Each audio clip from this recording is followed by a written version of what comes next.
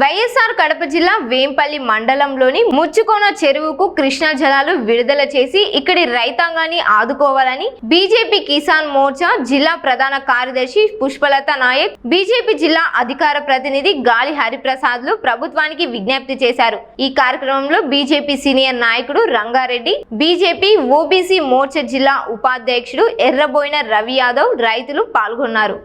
పులివెందుల నియోజకవర్గం వేంపల్లి మండలం నేలవరం తాండాలో మనం ఇవాళ ఉన్నాము. ఏదైతే ఈ ప్రాంతంలో ఉన్నటువంటి రైతులు వ్యవసాయం ఆధారంగా చేసుకొని జీవనం చేసుకున్నటువంటి సందర్భంలో గతంలో ఇక్కడ 200 అడుగుల మేర వేస్తే నీళ్లు పడేటువంటి పరిస్థితి ఉంది. ఇవాళ దాదాపు 500, 600, 800 అడుగులు వేస్తే కూడా నీరు పడక వాళ్ళు 1000 అడుగుల వరకు ప్రయత్నం చేసి నీళ్లు పడకపోవడంతో దాన్ని ఆపి వాళ్ళకి బోరు వాళ్ళకు డబ్బు ఇచ్చి పంపించేటువంటి పరిస్థితి వచ్చింది.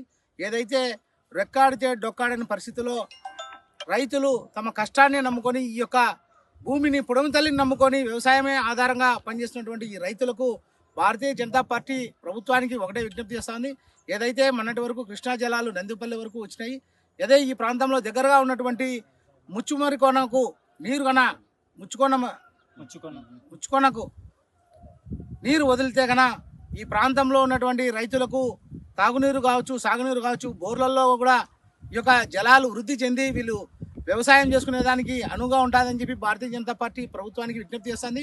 ఏదైతే ఈ ముచ్చుకోన చెరువుకు నీరు వదలడం వల్ల ఈ యొక్క నేలవరం తాండానే కాదు, వెలమారుపల్లె, బక్కన్నగారిపల్లె, చింతరాంపల్లె ఈ ప్రాంతాలన్నింటికి కూడా భూగర్భ జలాలు అభివృద్ధి చెంది ఇక్కడ ఉన్నటువంటి పంటలు పండి వీళ్ళ యొక్క రైతుల ముఖాల్లో వెలుగులు చూసేటువంటి పరిస్థితి ఉంది. కాబట్టి ప్రభుత్వ అధికారులు త్వరగా స్పందించి ఈ యొక్క ప్రాంతానికి కృష్ణా జలాలు విడుదల చేయాల్సిందిగా రైతుల తరపున ప్రభుత్వానికి విజ్ఞప్తి చేస్తా ఉన్నా.